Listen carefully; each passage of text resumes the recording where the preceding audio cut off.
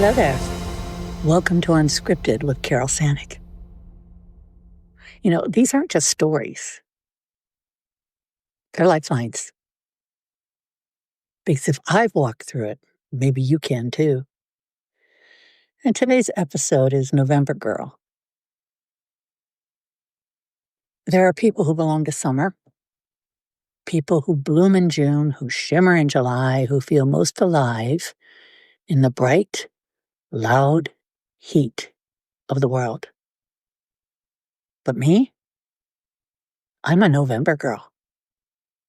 I came into this world as the leaves were letting go. Maybe that's why I like to focus on letting go so much. As the year was turning inward, as the air learned how to whisper instead of shout. November is where things deepen, where honesty comes easier, and distractions fall away like leaves that finally decide they're tired of pretending green.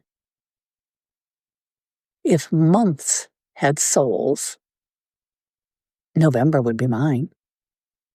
A little quiet, a little wild, soft edges, sharp truths, a heart that knows both endings and beginnings at the same time. I used to say within the past 5 years that I should have named Rosie November. She has that same spirit, gentle but stubborn, soulful but playful, loyal and a little bit magical. Like she understands the in-between places where life really happens. Maybe that's why November feels like home. It's the in-between, the doorway month.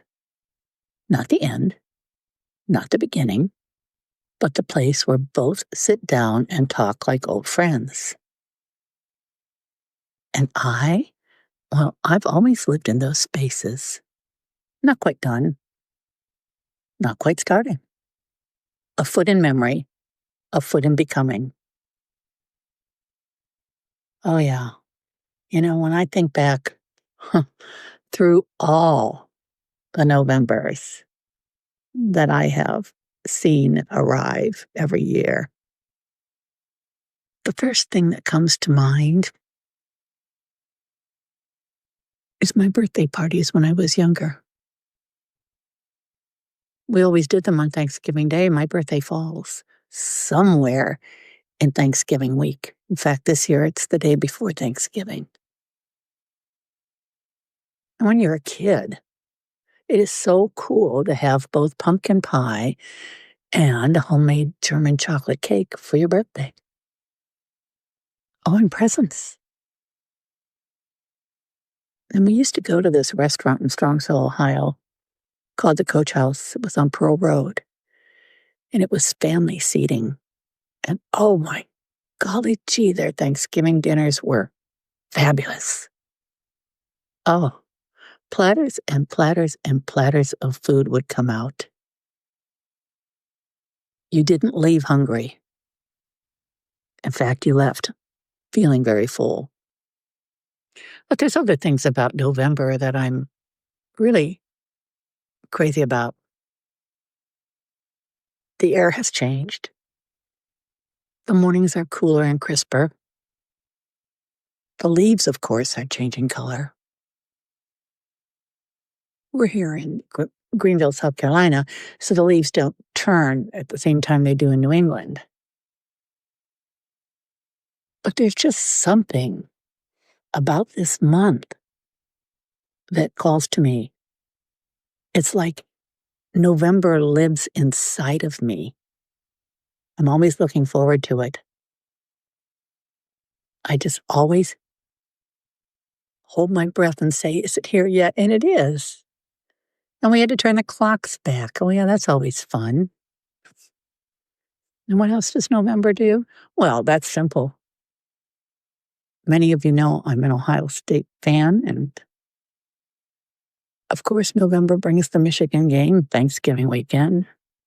I don't dare leave the house.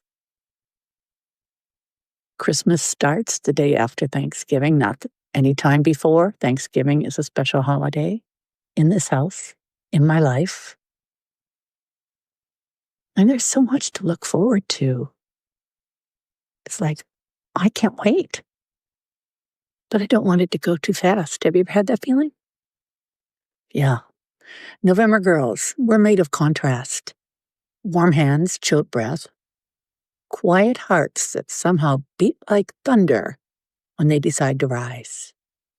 We don't fear endings because we know endings compost into beginnings.